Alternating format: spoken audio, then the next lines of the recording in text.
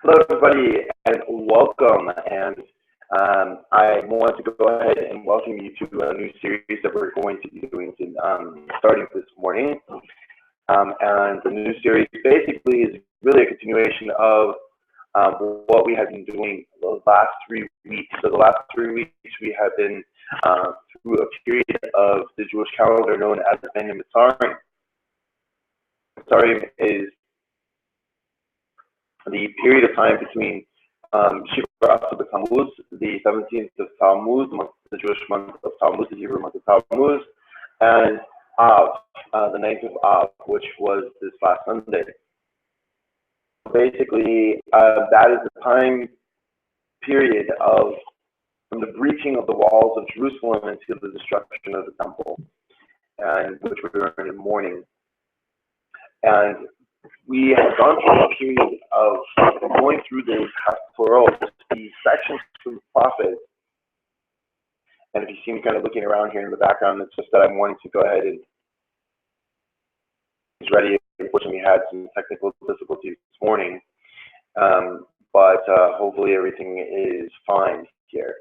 And let me go ahead and continue on with my explanation. So, continuing on, and let me go ahead and center things a little bit here.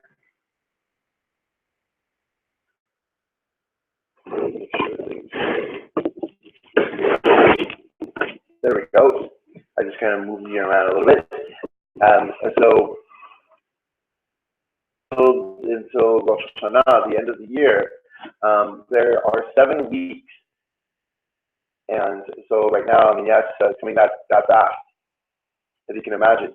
And so there are 7 weeks until the new year comes, until Tishrei.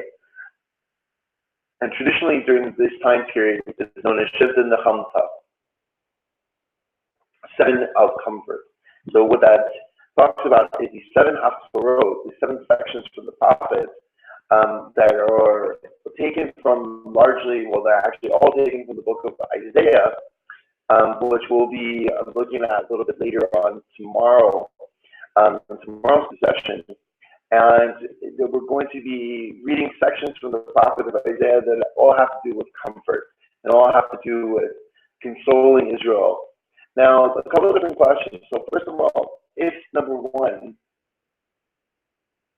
this is all about consoling Israel, and it's all about consolation, why do we need 7 weeks? So that's question number one. Why 7 weeks of comfort? Why can't it just be this Shabbat is the Shabbat of Consolation? As in fact, the Shabbat, as we'll see in just a moment here, is called Shabbat Nachamu. And it's called Shabbat Nachamu after the very first words of, or the very first phrase, I should say, of this week's Haftorah, Nachamu, Nachamu Ami, which is a command to the prophet to go ahead and to comfort the people after all of the predictions of doom and gloom, etc. And so why do we need 7 weeks? So that's one question. The question really is about centering around that. The second question I have to ask the question is, what does this have a connection to Rosh Hashana? So Rosh Hashana is a holiday having to do with of Hashem, the kingship of Hashem, and it's a day where we honor Hashem as King, and we recognize. There's some noise in the background, so sorry if that's coming through here, but we recognize God's kingship, etc. So what I have to say is, by the way, introduction. The first thing is that obviously the consolation is great. And the reason why we need such consolation is really because of the difficulty that we had in such a horrific destruction of our people. So that's one thing. But why does it need to be 7 weeks? Well, specifically it needs to be 7 weeks because of my next question. What's the connection with Rosh Hashana? Where it's really not so much 7 weeks of consoling in order to get over everything that we've gone over. Now, 7 obviously is a very important It's an important number in Jewish life. And so in one way you could say this is almost the Shiva period, the period of 7 days. So 7 Shabbats, if you will, 7 days of Shabbat. The Shiva period after the destruction of the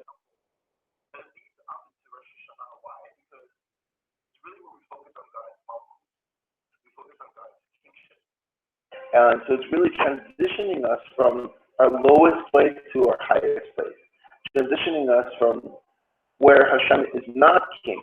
There is no temple. There is no people. There is no apparent, there's no literal kingship in the way of Israel having self-rule and autonomy, governmental autonomy, etc. But part of the problem is that God's house is done away with, and so God's kingship, His presence on the earth is not felt anymore. So therefore, we have to really work ourselves up to the place where we can be at a point to receive God as King again, even though there is no physical manifestation of Hashem on the earth, and by way of the Beit HaMikdash, in the way of His temple. So without further ado, let's go ahead and get into what I wanted to work on for today. And what that is I briefly go through a couple different things. So first of all, I wanted to look at an article that is pulling up in the background here.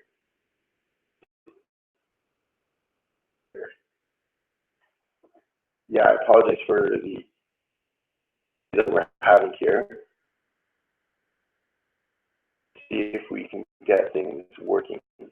And go ahead and start by just start the first study session of every week, just simply by reading through the Haftorah, making very light, teeny comments here and there, but getting a sense for what the Haftorah is that we're going to be reading now.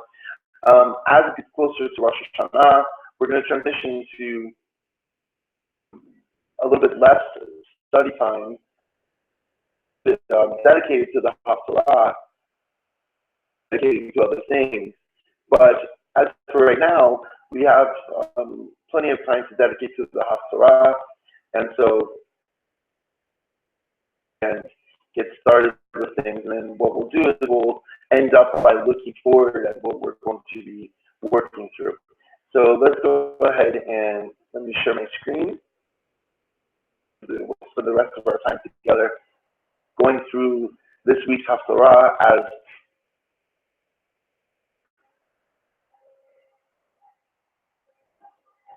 okay. So this should be coming up for you on your end. And we see here the very first words are Nachamu Nachamu Ami Yomar Elohechem. And so here, this is a command to the prophet. Console, console my people. Davru Elev Yisraelim V'kiru Elecha Ki Mala'at Va'a Ki Yifta Avona Ki Lakacha Miyad Hashem Kiflayim B'chol Chatoseha. Speak to the heart of Jerusalem and call for her, for she has become full from her host, for her iniquity has been appeased, for she has taken from the hand of the Lord double for all of her sins. Kol korei b'midbar, panu derech Hashem yisharu, ba'arva misilah le'Eloheinu. A voice cries in the desert, a voice calls, and the desert clear the way of the Lord, straighten out the wilderness, a highway for our God. Verse 4. Kol ge'ei yinaseh b'chol har v'giv'ah yishtalu b'haya ha'akov l'mishor har-chasim l'vik'ah.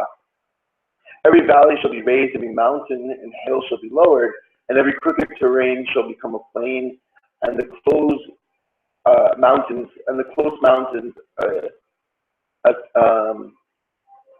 let's see here. I don't think this is a champagne. Maybe it looks, I'm not familiar with this word even in English here. Let me go ahead and take a look at Let's see here. Verse 4 here. Let me look at a different translation for everybody.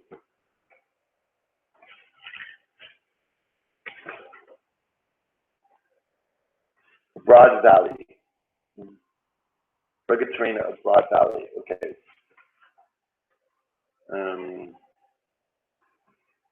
Nope, that's not it. Well, let me go ahead and render this verse here differently. Let every valley be lifted up and every mountain and the hill be made low. Let the rough ground be a plain and the rugged terrain a broad valley. Not exactly sure what's going on right there with that translation. And the glory. The Nigla Kavod Hashem De'u Chol Basar Yachtav Kipi Adonai Ziber. And let's take this just actually in Hebrew itself, and then that way we'll get to focus on just the letters, actually just the verses themselves. And the glory of Hashem will be revealed, and all flesh together will see. Kipi Adonai Diber, for the mouth of Hashem is spoken. Kol Omer, Karav the Omar, Ma Ekra, Kol Basar Chatzir, the Chol Chasto Ketzip Saleh. Okay, so going through verse 6 here.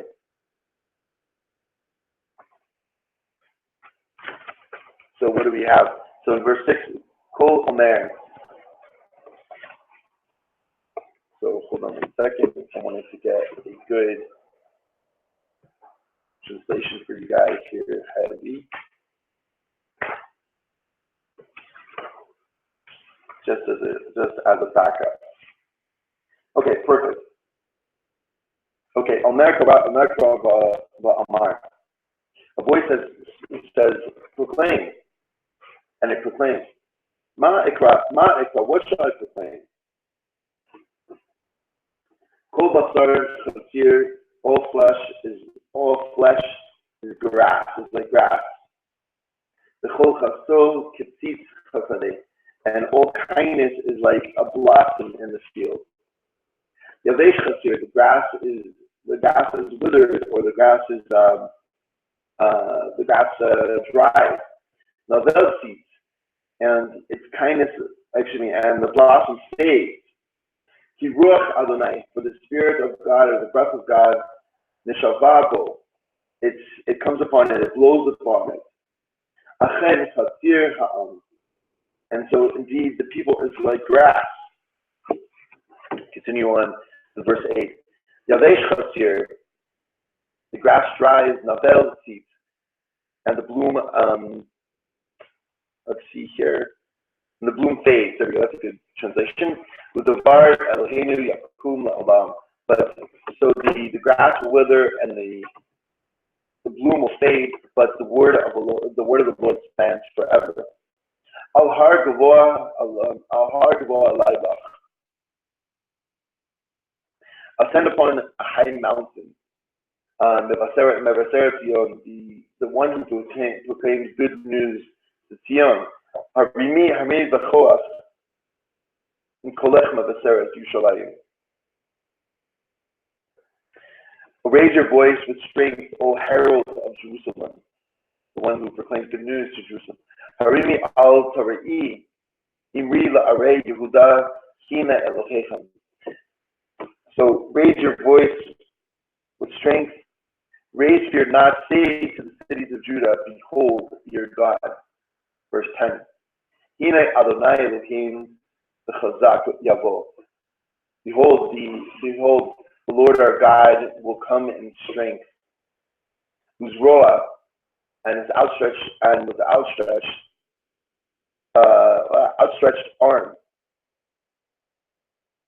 Mishalabo is with an outstretched arm. He will dominate for him. He will rule for him. Behold, his recompense is with him. And all that he does is before him. Kiroi Edro, Yirei Yizroa, Ikabet. And so, He is like a shepherd who grazes his flock and who gathers the lambs into his arms.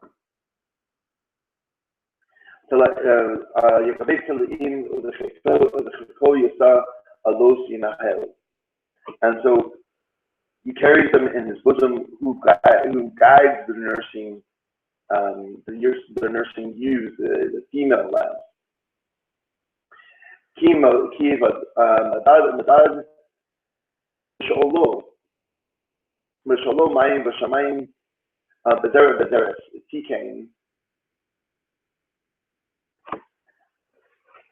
the waters in his palm, gauged the heavens with a span, measured in a huge vessel the dust of the earth.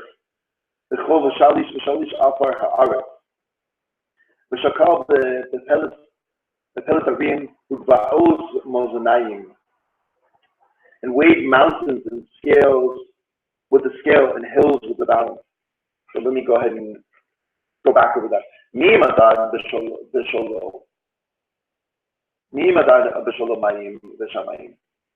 And so the question is, who measured, whoops, let me see what I want to say. There we go. Who measured the waters of his palm, gauged the heavens with the span of his hand.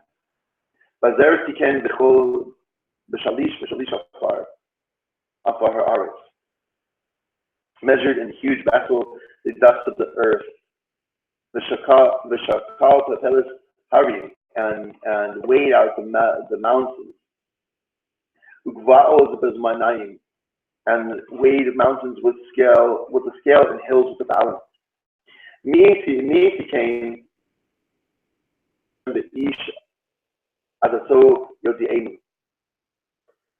Who can prepare the spirit of Hashem, his man of counsel, who informs him, so who is his counselor? Esmino As Yevenehu. To whom did he seek counsel? Who gave him insight? The Yilandehu and taught him. The Orach Mishpat, and taught him about the path of justice. The Yilandehu, the Derech Tvunot Yide'enu. Who taught him about wisdom? Who explained the way of knowledge to him? Verse 15. And going kamar mizli shechad mezonayim nechshavu hen iyim kedal yato. This is a very famous phrase because we say this actually every morning in our daily prayers as part of the introductory section of the Birkat HaMazon, which is Birkat HaShachar, the section of the morning prayers before we get into the praises and songs of praise. And so here we are in verse 15. Behold, the nations are like a drop from a bucket, and reckoned like the dust rubbing off the scale. Behold, and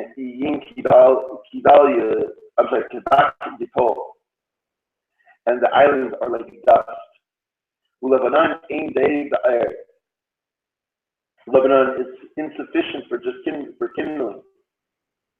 The Chayaso Ein Dei Olah, and its beasts are insufficient elevation offerings. So here, basically, obviously, in this section, let's go ahead and stop, and we'll make some comments as we're nearing to the end here. So in the beginning, we obviously have Isaiah coming up with a new theme here. And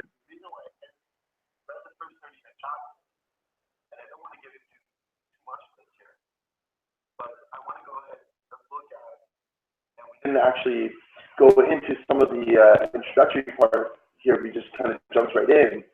But let's go ahead and stop, and we'll look at here. And very nice to have you join us. Thank you so much for joining us. Back over here at the screen. Such a pleasure to have you. So we get into the section here of chapter 40 of Isaiah, And basically, the first 39 chapters, half of the book, chapter 40 to 66, very famously is said to have been written by two different Nevi'im, two different prophets. And so famously, the Radak goes into that. Rabbi David he talks about that being two halves of the book. And then Ibn Ezra goes into talking about having two different authors of that different section. Now, I'm not going to get into all that. All I want to do is I want to go ahead and preface the rest of what we're going to be reading for today is saying that this really is a whole new section here.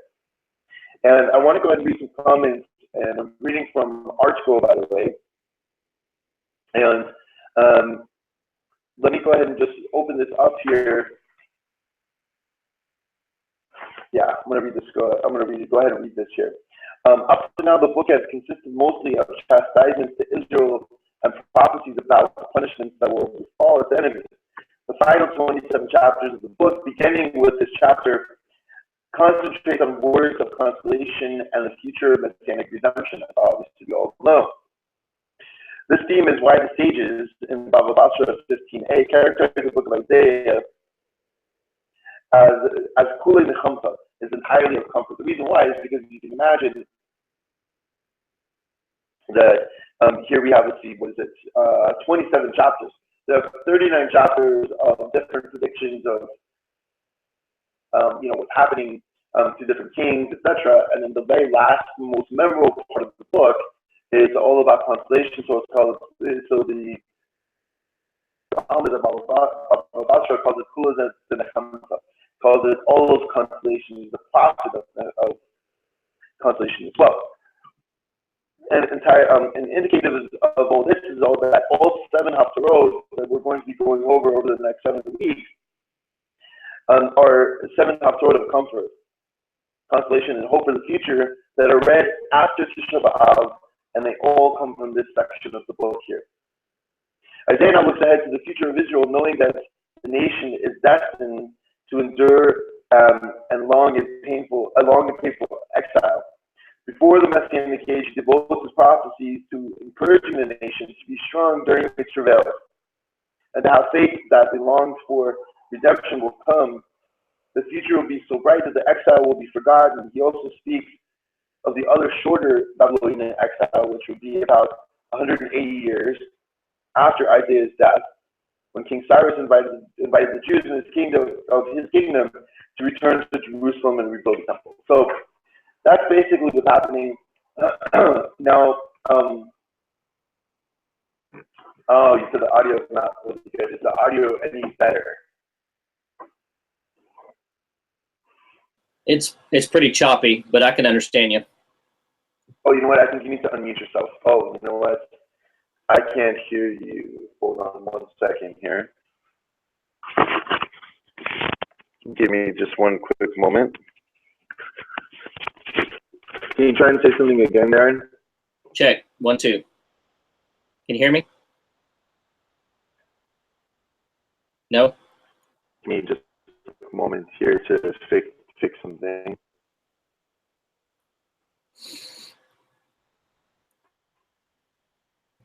Let me see if I can get it any better at all. Give me 1 moment here. No problem.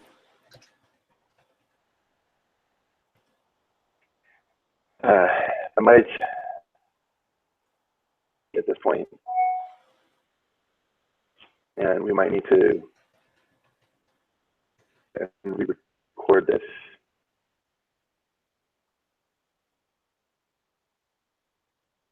Yeah, it might just be my connection here. Yeah. Like you said. Your connection is what you're saying? No, yours. What I can do, here's what I can do. Hold on just 1 moment.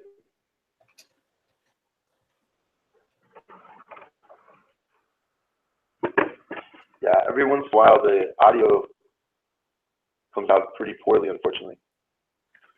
Yeah. Okay.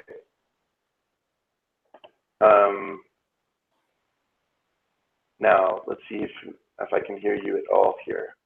Check 1 2 test. Hello.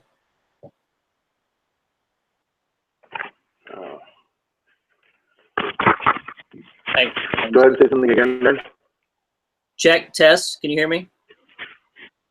I'm getting a signal. Having trouble hearing.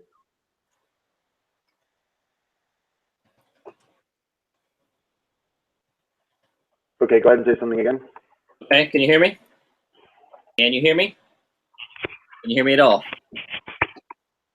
Okay, now I can hear you. Yeah. Can you hear me? Can you? Yeah, now I can hear you. Is the audio any better? Am I? Maybe a little bit better, yeah. Okay, let me do this here. Let me, and still shitting on my end here. Let me try and unplug something and plug it back in. And if that doesn't work, then I might just go and restart this. Okay. Restart this session here.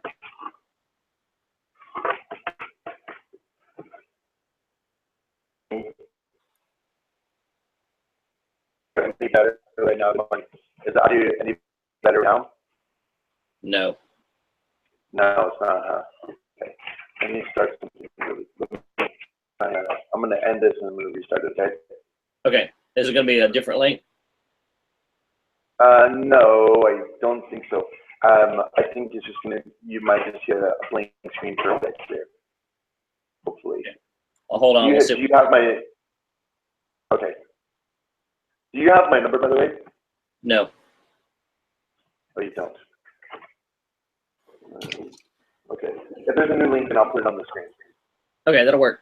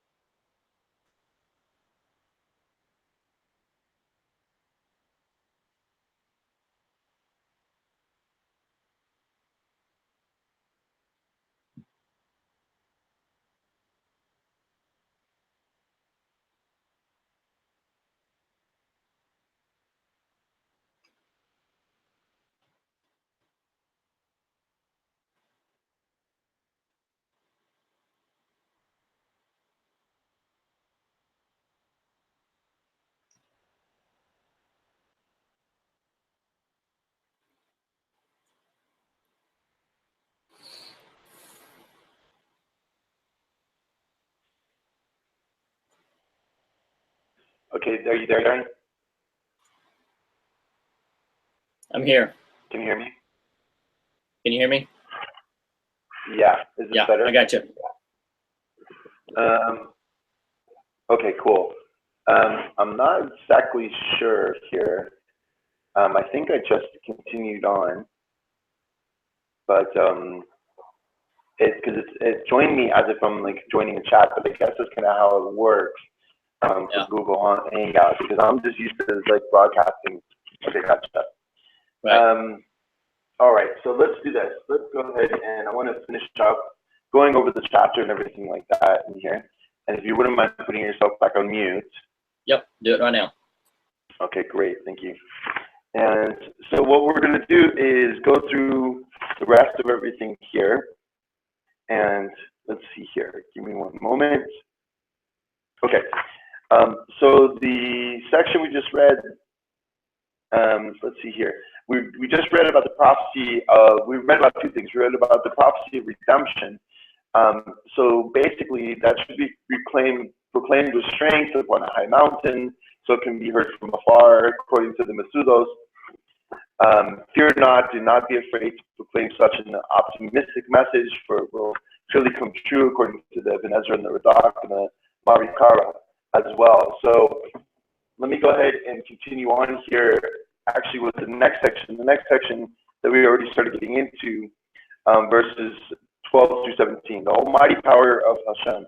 Isaiah turns to the nations of the world and tells them not to be surprised that God can keep his promise and free the people of Israel from so many years of servitude to them.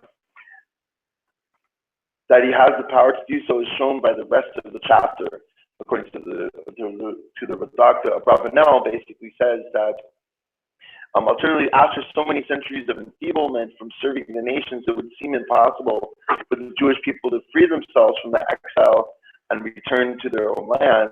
Obviously, this is looking forward to our time period, to our exile.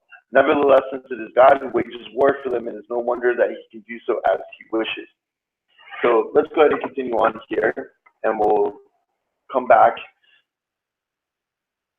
to our text. And hold on one moment. And you should be able to see this right here. Okay, looks good on my end. Okay, perfect. All right, so let's go from verse 12. Mi madad b'sholo mayim v'shamayim b'zeres tiken v'chol v'shalish afar ha'aretz v'shakol b'peles harim ba'os b'moznayim. And so in verse 12 right here, and I'll just go ahead and read really quickly through these verses to get back to where we are. He measured the waters in his palm, gauged the heavens with his span, measured in a huge vessel the dust of the earth, and weighed mountains with scale and hills with a balance. So who did these things?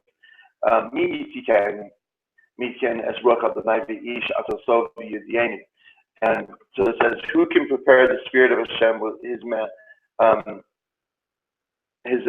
Let's see here. It says, who is the counselor to him? As me no adds the who will give him counsel and will teach him, will give him knowledge, I should say. And teach him.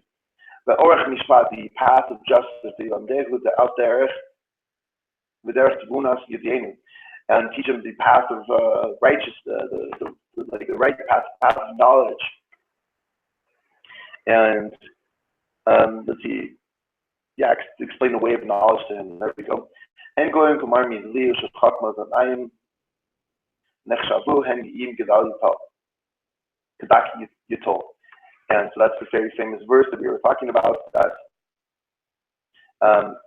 this basically is asking the question, or it's basically saying, behold, the nations are like a drop from a bucket, and a record like the dust rubbing off the scale. Behold, he will cast away the islands like dust. So basically, even though you might see that Israel will be in a place of exile, you can't imagine. I mean, something like, this is kind of akin to saying that, this janitor here that works in this very large corporation. One day, don't worry, he will be the CEO. And all these CEOs and managers and things like that. They're like nothing to Hashem. Don't worry, he can raise you up to be the CEO of this company.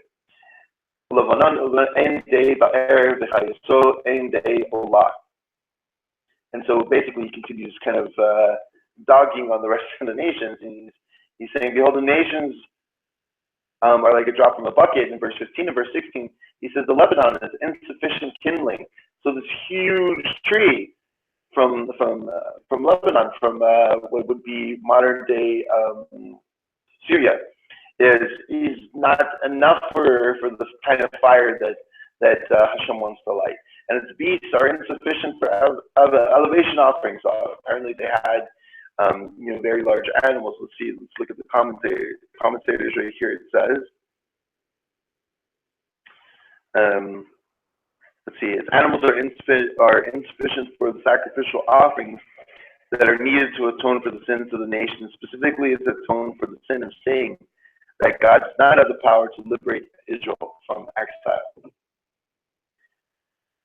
Verse 17. So it says, all the nations are like nothing before him.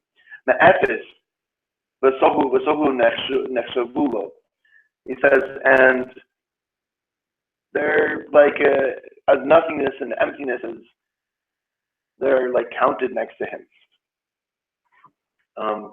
Now, going into the next section right here, the very last section, and we'll just pause and go back to the camera right here, so you can see my smiling face. At least you should be able to. So I want to go ahead and read from this last section here, where it talks about. And by the way, just so you know, I'm reading from this Art Scroll edition of Isiah right here. And so if you happen to have it, you're more than welcome to follow along in the Hebrew, English, the commentaries I'm reading, whatever it is. Isiah asks incredulously how the idolaters could mistake their man-made toys for the omnipotent God. How can anyone fail to realize that the world and all its grandeur must have a creator? And so that last section right here, basically is obviously mocking the idea of idolatry. And I mean, it's just, it's kind of funny. It's, I was looking into, a particular island people, and I was looking into there's a specific kind of dance that they do, and that kind of a thing like that was made popularized on some YouTube video or something like that. And I was like looking into the dance, and then I was looking into the origin of the dance, and it was talking about how that this dance was all about like the sun god and the moon god and this kind of things, I guess. Now we look into these kinds of things and we see the cultural aspect of these kinds of things now, and we see the value in the culture and preserving that culture perhaps, but nobody gives credence to those ideas.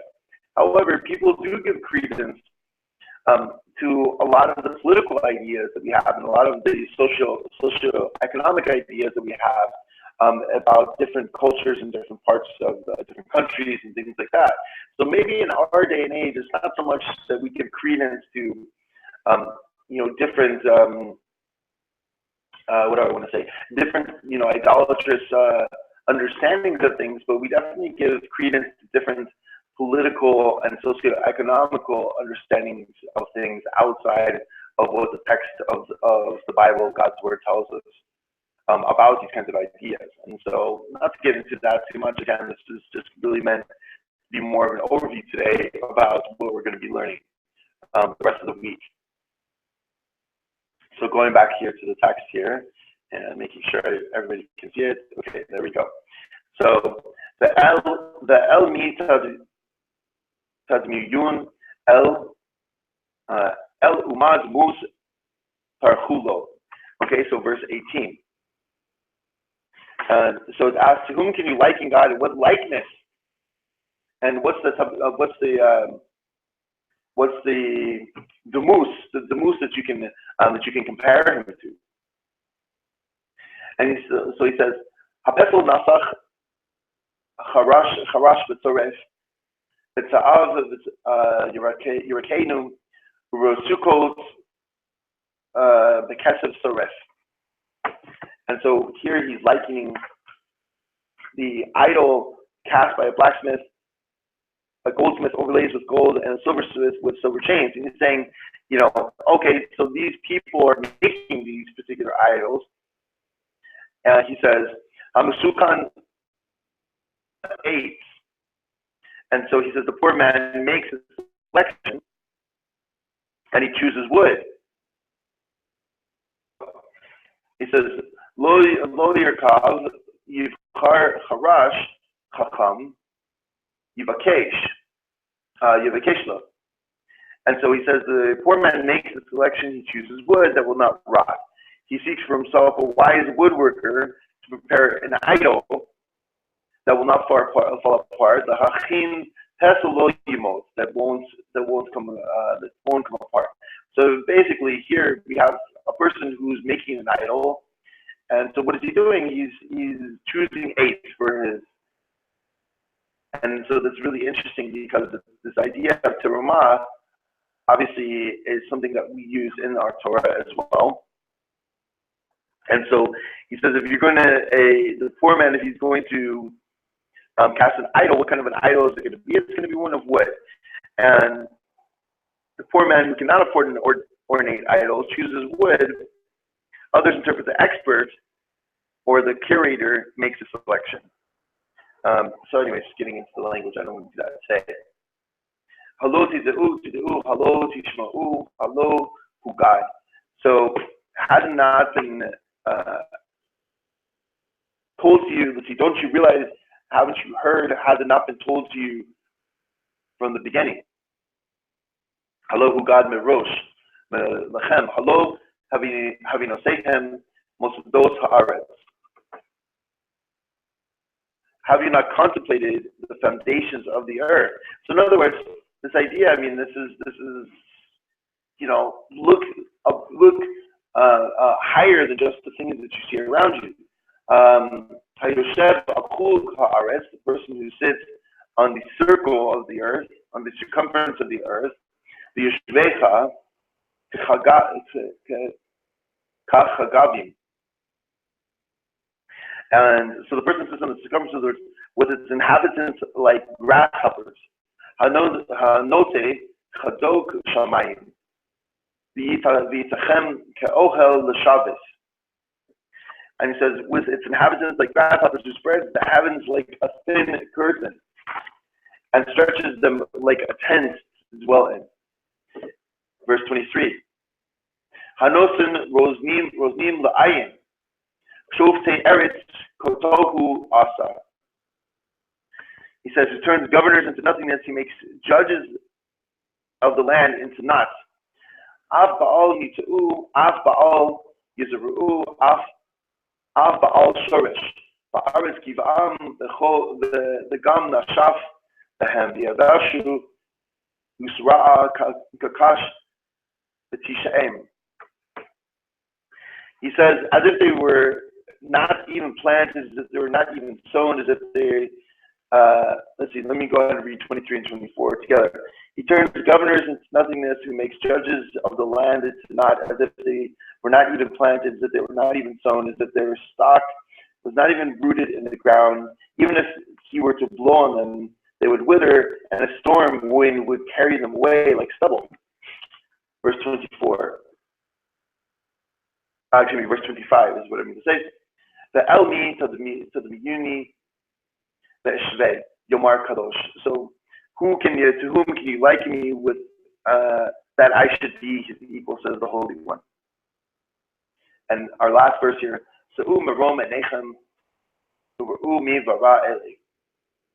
and so raise your eyes on high and see who created these things. Hamoti bamispar tzava'am l'chulam, Hashem yikra merov, orni va'amis koach ish lo ne'edar. Raise your eyes on high and see who created these things. He brings forth their legions by number. He calls to each of them by name, by the abundance of his power and by vigor of his strength. Not one is missing. Talking obviously about the celestial bodies, etc. So what I'm going to do at this point is basically just go ahead and finish everything off. I want to thank you so much for joining me. Thank you, Karen, for joining us here.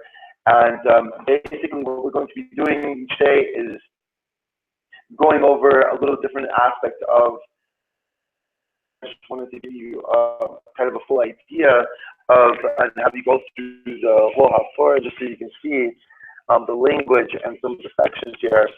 And as you see, basically what's happening in this Haftorah, just to cap everything off, and why this comes as consolation is that really, I think, in one sense, what's happening is this is wanting to show the grandeur of Hashem after such a horrific issue. So again, making a connection from a time and a place when Hashem's presence is not felt on the earth, literally not on the earth, meaning that there is no Beit HaMikdash, and that his presence is very difficult to grasp, going all the way to saying, like, look, if you take a panoramic view of just the earth and you look at, forget about all the people who are in power, all the judges, etc., but even just look at the earth itself, you see that there has to be a creator. It's not there are different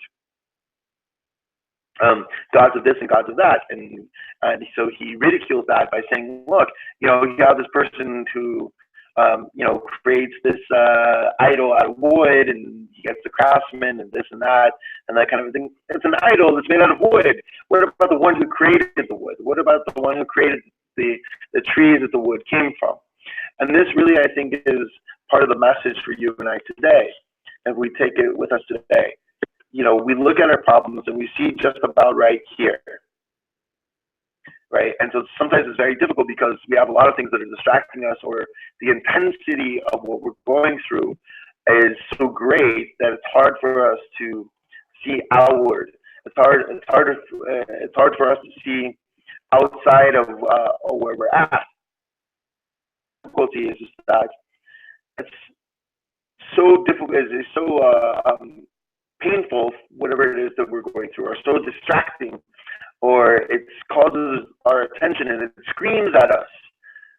But then it's whispering at us in a small, still voice, as it were, is that the words of Hashem, that He's still with us, the words of Hashem, that He's great and He's powerful, the words of Hashem that's kind of just back there in our mind. And that's really what we need to take to heart, is we need to take God's word to heart, and especially in the section here, knowing that, no, He's the God that created everything over here. I can look down at the grass that I'm standing on, and I can say, look, who's the God that created this grass that is here today, gone tomorrow, type situation. And literally, if I were to just wait a certain number of months, the grass would literally be gone, or it'd be covered up with snow, or whatever it is. And so all of that is to tell me that Hashem is bigger than me, is bigger than my problems, is bigger than the situations and the challenges that I have in my life. And so I think that helps me see, again, as we're marching forth to Rosh Hashana in 7 weeks, it helps to have this kind of rehabilitation process, if you will. We've just gone through the saddest and the most depressing part of the year. And, a 3-week period of just sadness and mourning, etc., not listening to music and not, not cutting our hair or shaving, or just different aspects of mourning that are observed during that time period. And we've gone through, and just every day we're kind of reminded, oh, I can't listen to music, or then, as it gets closer, we can't have meetings and no celebrations, and, these kinds of things like that. And it's difficult. And so, boom, right as we get into the first week, right as we get into our first Shabbat, we need to be reminded, yes, that all this tragedy happened, and yes, tragedies happen in the world. Full tragedy. The world, you don't have to look very far to find tragedy. I mean, you just, look at your phone, and I'm sure something will flash on your screen that, that's something that, you can sit and cry about for an hour, if you really thought about it. And unfortunately, we get very numb to these things. But at the same time, we have to know that the world is not finished yet. That we're, in the middle of the movie. And nobody goes to a movie and sees the heroine,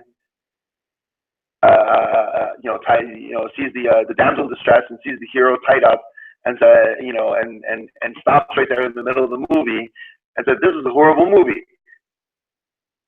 Well, what would your friend tell you? This is half the movie. Wait until the hero gets free and he rescues the damsel, and etc. etc.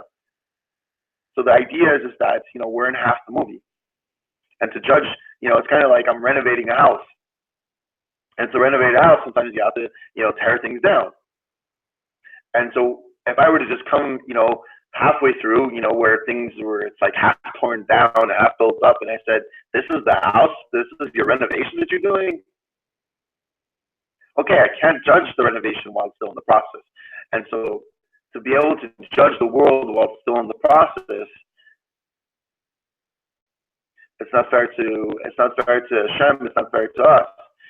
And so we have to realize that the world is still in the process, and that the world is still in the process of being fixed and being finished. The world is not finished yet. It was broken and it's being put back together. But this is all coming to console me, to say that there is a Hashem out there, that there is a God out there that's putting the world together, that's taking all the pieces and putting everything back together, that's renovating my home, that's renovating, and that's going to be righting all the wrongs. And so may He send us His righteous Messiah speedily in their days. And everybody said, Amen. Thank you so much for joining me. And this is Yisrael Levitt here with Virtual Kollel, and love to have anybody join me here. I'll always put up the link, as we go here through the rest of this week and the rest of the coming week. So you can join me here live, like Darren, Mr. Huckey did today, or you can listen, either live or asynchronously. If I could say the word. Yep. Okay, yes, I definitely will. And so anyways, so thank you so much for joining me. This is Charles Levitt here for Virtual Kollel, and you should have a great day in every way. God bless, and see you tomorrow.